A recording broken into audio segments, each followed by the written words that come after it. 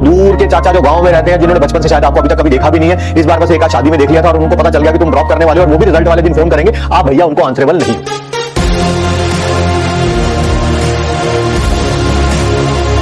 जब ड्रॉप करने के बारे में हम सोचते हैं कि यार पिछले साल जब हम सोचा होगा कि यार ड्रॉप करना है, ठीक है, तब अपने आप से ही कई बार एक्सपेक्टेशंस बहुत ज्यादा होती हैं हमारी ना। हम सोचते हैं हम ये कर लेंगे, वो कर लेंगे, फलान डींग बहुत तरह की चीजें जो है वो सोच लेते हैं। कहीं ना कहीं शुरुआत भी अच्छी होती है, बट समहाउ वन वे और द अदर ट्रैक से कहीं ना कहीं मिसलीड हो ही जाते हैं, चाहते हुए ना चाहते हुए ट्रैक से मिसलीड भी हो जाते हैं। कहीं चाहे वो बैकलॉग क्रिएट हो गया हो, किसी टेस्ट में नंबर ना आ रहे हो, रिवाइज ना कर पाए हो, may be there is some like personal issues also, ठीक है।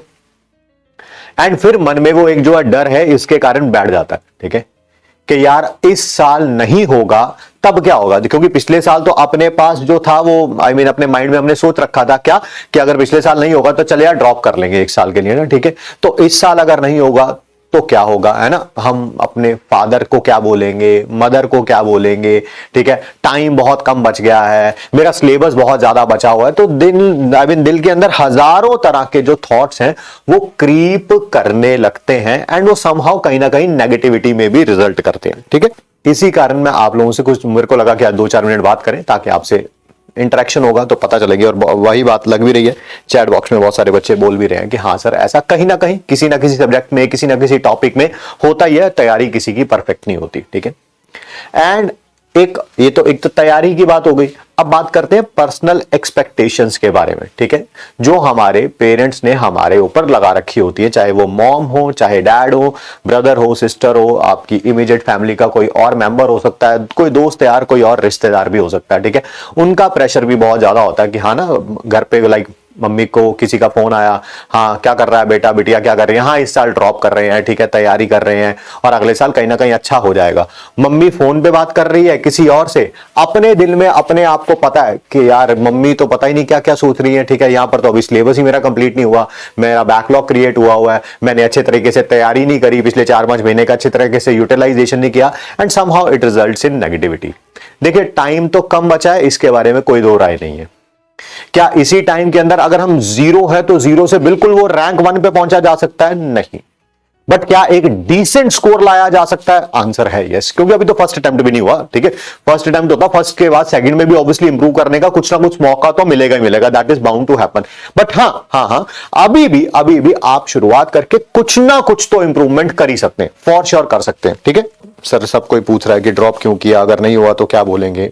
बिल्कुल ये सारी चीजें हैं जो कहीं ना कहीं क्रीप आउट करती है माइंड के अंदर और आपको अच्छे तरीके से पढ़ाई भी नहीं करने देती। खासकर फैमिली का प्रेशर, बैकलॉग तो है ही, या कोई चैप्टर तो वीक है ही, कोई टेस्ट में कहीं किसी एक टेस्ट में नंबर तो कम आए होंगे, वो तो एक अलग प्रॉब्लम है। उनको तो फिर कहीं ना कहीं हम में हिम्मत होती है कि यार हम उसको कुछ ना कुछ कर सकते हैं। यहां पर जो अलग ही प्रेशर चल रहा है ना फैमिली का, वो कहीं ना कहीं अपनी परफॉर्मेंस को ऊपर ले जाने की तरह नीचे की तरफ खींचता है।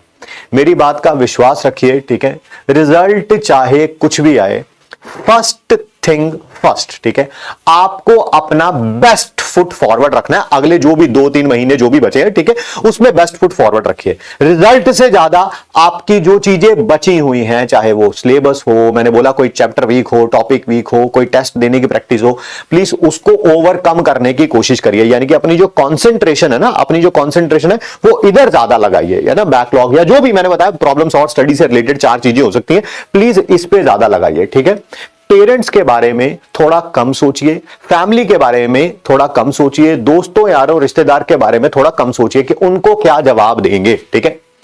फर्स्ट एंड फॉरमोस्ट आप सिर्फ आंसरेबल हैं अपने पेरेंट्स के लिए, है ना, mom dad, that is the 2 person you are answerable for. आप ना कोई वो दूर के चाचा जो गांव में रहते हैं, जिन्होंने बचपन से शायद आपको अभी तक कभी देखा भी नहीं है, इस बार बस एक आध शादी में देख लिया था और उनको पता चल गया कि तुम ड्रॉप करने वाले हो और वो भी रिजल्ट वाले दिन फोन करेंगे, आप भैया उनको आंसरेबल नहीं हो मतलब नहीं हो, इस बात को मान के चलिए, ठीक है। आप सिर्फ आंसरेबल हो अपने पेरेंट्स के लिए, ठीक है। सो मेक श्योर करिए कि हाँ यार, है ना, हम पेरेंट्स को आंसर जरूर दें। एक दूसरी बात, आपका रिजल्ट बेटा कुछ भी आएगा, चाहे अच्छा आएगा बुरा आएगा, पेरेंट्स आपके साथ ही रहेंगे हमेशा। इनिशियली ऑब्वियसली रिजल्ट अच्छा आता है तो उसकी खुशी का कोई ठिकाना ही नहीं है ना, मतलब कि उनको ऐसा वो अपने सपने आपके थ्रू पूरे कर रहे हैं, ठीक है, तो उसका तो कोई ठिकाना है ही नहीं। I mean this is one thing which you will be like remembering through out your life अगर रिजल्ट अच्छा आता है तो। अनफॉर्चुनेटली अगर रिजल्ट में कुछ ना कुछ थोड़ा बहुत ऊपर नीचे भी होता है, तब भी वो आपके पेरेंट्स ही रहेंगे। चाहे एक आध बार डांट लें, है ना, लड़के होंगे तो एक आध बार शायद आपको प्रसाद भी दे दिया जाए, बट उसके बाद भी वो आपके पेरेंट्स ही रहेंगे, वो आपका साथ जरूर देंगे। ठीक है, तो प्रेशर मत लीजिएगा,